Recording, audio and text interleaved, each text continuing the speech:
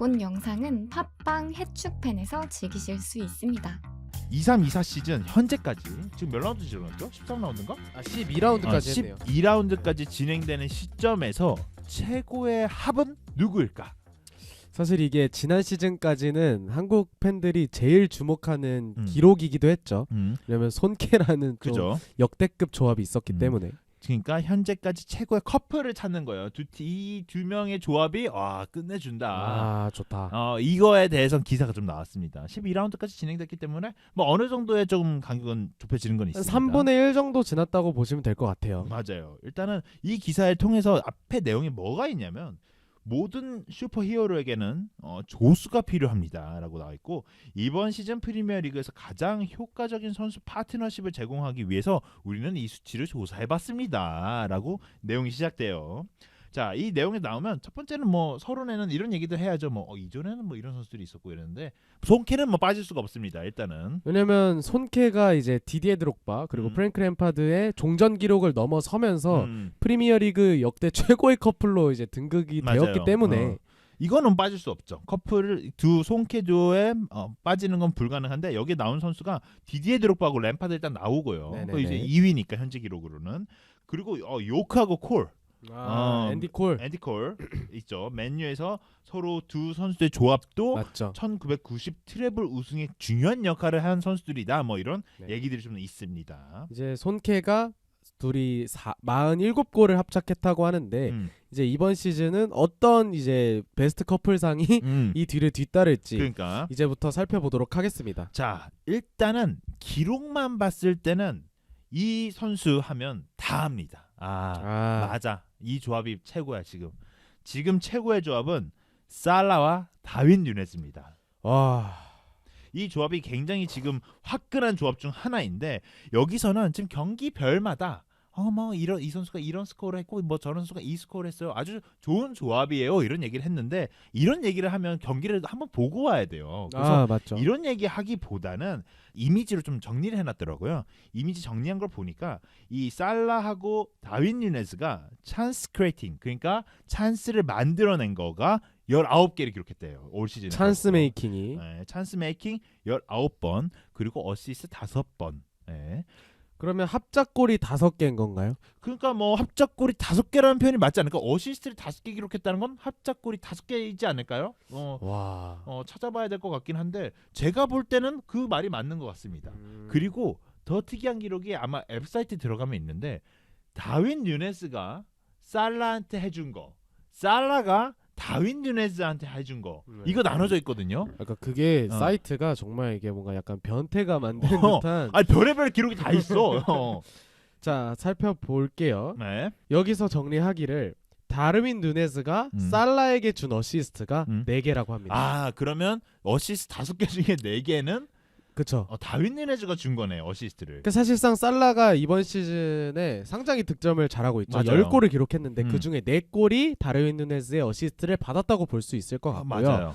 그리고 다르윈 누네즈에게 살라가 준 패스는 1개네요. 네, 그죠. 네. 어시스트 5개니까 1개겠네요. 네. 그렇네요. 그러니까 둘의 조합은 일단은 살라가 마무리하는 건 굉장히 좋다. 근데 다윈 누네즈가 마무리하는 거는 좀 효과가 좀 떨어지는 것 같다라고 좀 얘기를 할 수 있는 것 같죠. 근데 둘이 만들어낸 찬스 메이킹 많으니까. 네. 네, 그리고 다르윈 누네즈가 물론 올 시즌도 빅찬 스미스가 없진 않아요. 뭐 솔직히 말하면 임팩트 강한 게 많잖아 지금 올 시즌만 해도. 뉴캐슬전 기적의 득점 2골부터 시작을 해서 이번 시즌 그래도 리버풀 팬들이 지난 시즌까지는 누홀 대전 하다가 누네즈는 좀 아닌가 본데 싶다가 이제 이번 시즌은 그래도 그래 너가 이번에는 좀 득점도 해주고 있고 어시스트도 잘하고 있으니 정말 자리를 잡아가고 있구나 라는 이미지가 들만한 시즌인 건 분명한 것 같아요. 솔직히 말하면 누네즈가 요 정도 해주면 물론 이제 빅찬 스미스가 너무 큰 게 있어 하지만 요 정도 해주면 저는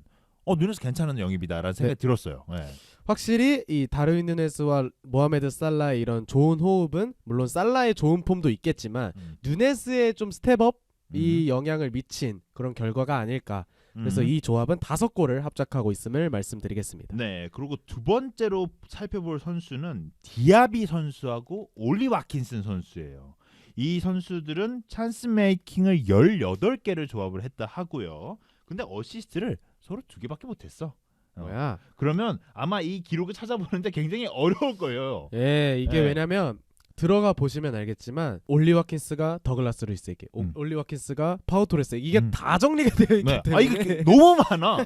그러니까 제가 볼 때는 모든 골을 다 기록한 것 같거든요. 지금 이 기록 보면. 네네네네네네. 근데 중요한 거 올리 와킨슨 이름은 굉장히 많습니다. 이게 정말 의미가 있겠죠. 올리 와킨슨이 빌라에서 해주는 폼이 미쳤다.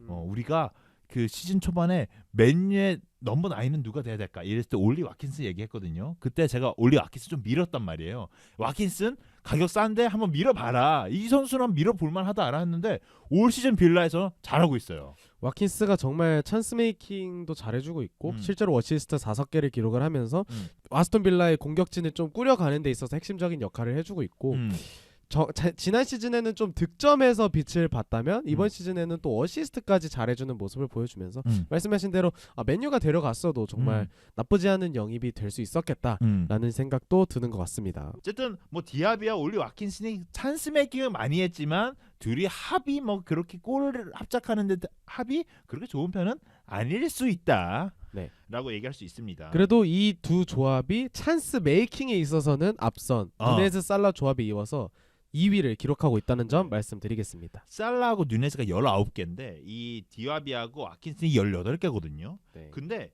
이 다음 팀은 13개로 확 떨어져요. 네. 다음 팀이 알바레즈하고 홀란드입니다. 알바레즈하고 홀란드가 13개를 기록했는데 골수는 3개입니다. 그러니까 합작골이 3골이라는 건데 이거는 오히려 앞선 와킨스랑 디아비보다 높은 수치를 보여주고 있네요. 맞아요. 그러니까 찬스 메이킹 좀 적은데 골은 한 골 더 넣었다라는 걸 볼 수 있는데 이거는 아마 제가 또 기록을 확인해봤을 때 홀란드가 조합이 꽤 좋을 거예요. 여러 선수들과 합이 좋아요. 올리 와킨슨보다도 좋았던 걸로 제가 기억을 하거든요. 홀란드 선수가 몇 개 정도 기록을 하고 있나요? 어시스트가 사실 많은 선수는 아니지만 훌리안 알바레즈에게 준 찬스 메이킹이 6개. 알바레즈에게 6개의 찬스 메이킹을 해줬다. 네. 이 선수가 사실 어시스트가 올 시즌 많지는 않아요. 골은 넣는 선수니까 사실은. 어시스트는 3개를 기록하고 있으면서 물론 지난 시즌에 비해서는 빠른 페이스라고 생각은 들지만 어시스트를 많이 기록하는 선수는 아닙니다만 저희가 생각하는 홀란드의 이미지에 비해서는 훨씬 더 찬스 메이킹에 있어서도 나쁘지 않은 기여를 하고 있다라고 보는 게 맞는 것 같아요. 맞아요. 그리고 홀란드 선수가 작년 시즌 초반 생각하면 골은 넣을 줄 아는데 이게 유기적인 모습이 안 나와서 저희가 지적이라는 표현이 좀 너무 과하지만 저희가 얘기한 적이 있죠. 홀란드 선수의 활용법이 너무 좀 펩한테는 단순해지는 거 아니야? 너무 홀란드만 믿고 축구하는 거 아니야? 이런 식의 얘기를 저희가 했단 말이에요. 물론 이후에 좀 시즌이 지나고 나서 홀란드가 좀 확실히 펩 축구에 녹아들어서 좀 확실히 플레잉이나 이런 부분들 있을 때 도움도 많이 주고 이런 부분들이 보여졌는데 올 시즌에는 일단은 골은 많이 넣고 있고 도움도 뭐 나쁘진 않게는 계속 일단 이어나가고 있고 선수들 간의 합도 1년 정도 맞춰보니까 오히려 더 좋아질 수 있다는 생각도 듭니다. 자, 다음으로 살펴볼 팀은 에즈하고 에두아르입니다. 근데 제가 이 기록을 찾아봤거든요. 이 선수들의 합이 얼마나 좋은가를 찾아봤는데 그 정도는 아니더라고요. 이게 사실 저희가 여기에서 기록한 이미지상으로 정렬한 순위는 찬스 메이킹 순위라고 말씀드렸잖아요. 하지만 저희가 좀 더 각인되고 손캐 조합처럼 임팩트가 있는, 그러니까 기록을 쌓아나갈 수 있는 기록은 사실상 합작골이란 말이에요. 맞아요. 그런 점에서 봤을 때 크리스탈 팰리스의 에제랑 누구였죠? 에두아르의 조합이 조금 아쉬울 수 있는 모습이 있겠죠. 네, 찬스 메이킹이 12개고요. 어시스트가 0개거든요. 그렇죠. 그러니까 골을 한 골을 못 넣었다. 합은 좋은데. 그러니까 서로 많이 기회를 내주고 있는데 아무도 득점을 하지 못하는. 아무도 득점을 못했다. 이런 식으로 해갖고 이 둘의 조합은 뭐 앞에서 잘하는 건 같아. 근데 골은 안 나온다. 이렇게 좀 보면 될 것 같아요. 자, 다음 넘어가겠습니다. 네. 다음은 우리가 너무 잘 알고 있죠. 메디슨과 손흥민 선수입니다.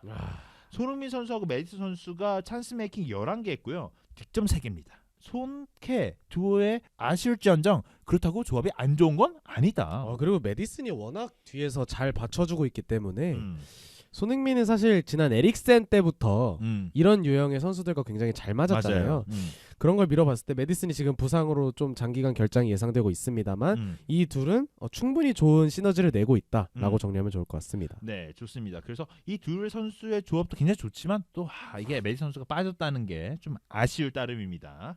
자, 이 다음이 슐럽이랑 에제예요. 에제가 그래도 확실히 크리스탈 팰리스 경기를 보면 그렇게 봐야겠네. 정말 찬스 메이킹을 잘해주긴 해요. 그러니까 에제 선수에 대한 평가를 좀 다르게 해야 되겠는데 이렇게 보면. 그렇죠. 물론 결정력은 뒷받침이 안 되고 있는 게 사실입니다만은 에제가 어쨌든 크리스탈 팰리스의 찬스를 조립해가는 과정에 있어서 굉장히 큰 기여를 하고 있다라고 정의를 내릴 수도 있는 기록이죠. 그러네요. 그러니까 이 크리스탈 팰리스의 공격의 핵심은 에제 선수일 수 있다라고 생각이 드는데 사실 에제 선수가 에드와르하고 그리고 슐럽 선수랑 만들어낸 거를 생각해봤을 때 총 21개거든요. 그러면 에제 선수는 꽤 높은 뭐 레이팅이나 그러니까 이제 평가나 이런 거 받을 수 있겠다는 생각이 드네요. 이렇게 보니까 골만 못 넣었지. 그렇죠.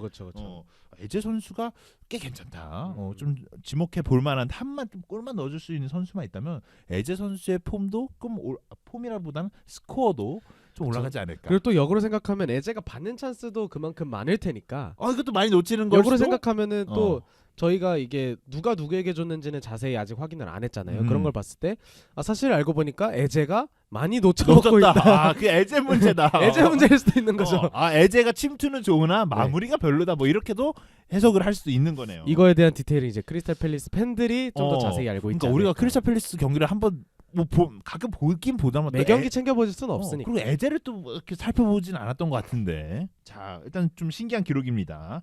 자, 다음 마지막은 필포든과 홀란드입니다.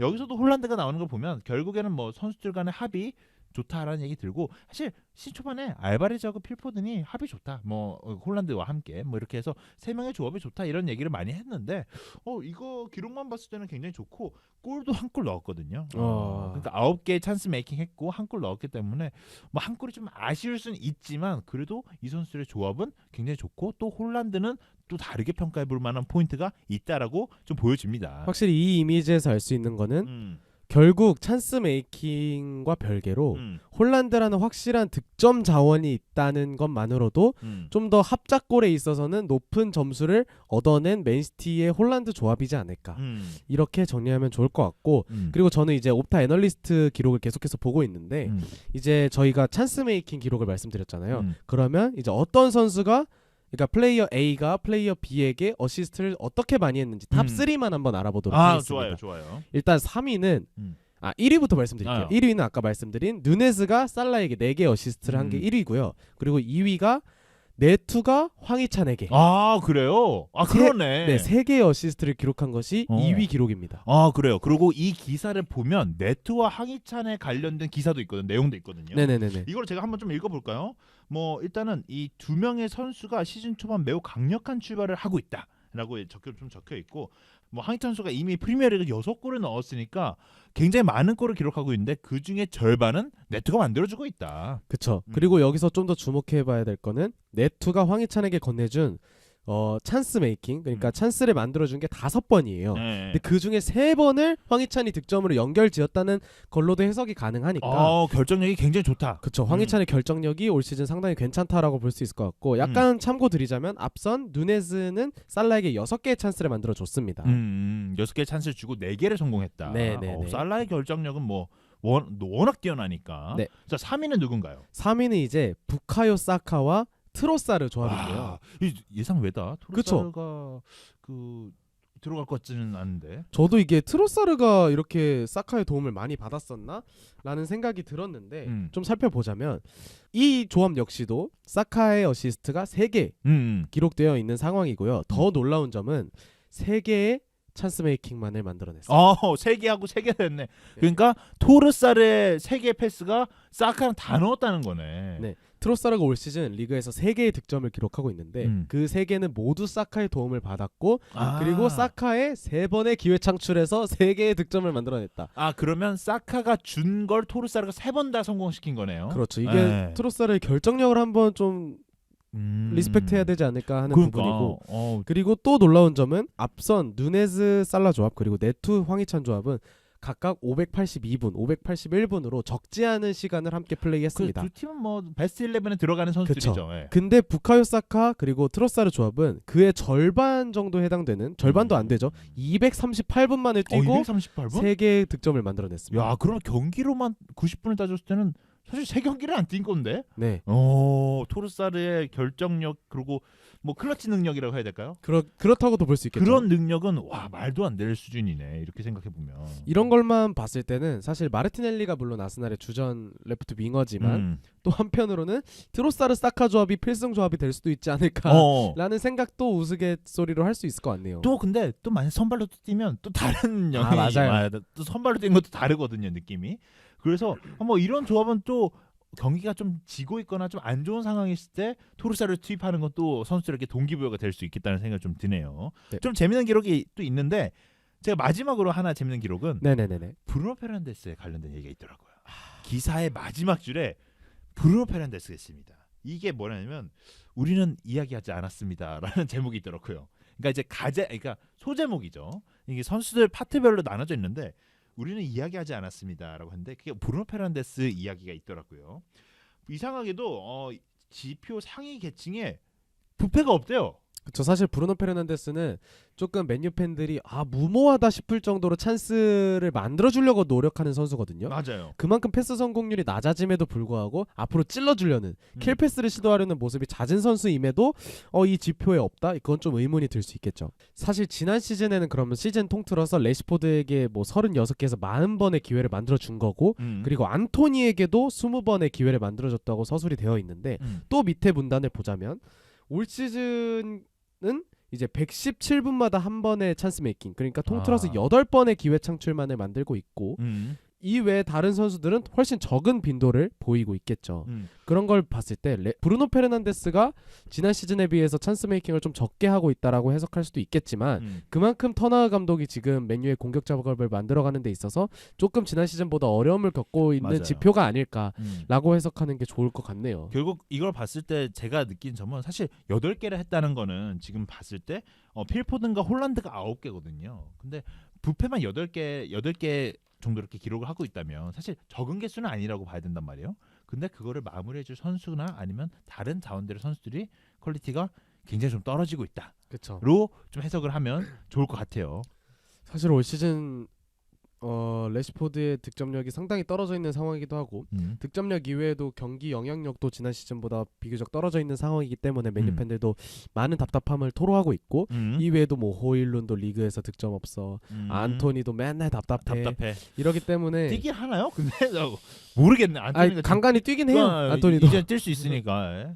어쨌든 맨유가 그만큼 상황이 안 좋다는 거를 브루노 페르난데스를 좀 빗대어갖고 좀 표현을 한 것 같아요. 네. 어쨌든 뭐 좋은 활약을 보여주고 있는 것 같긴 한데 목표가 골도 넣고 이러긴 한데 아쉽다. 맨유가.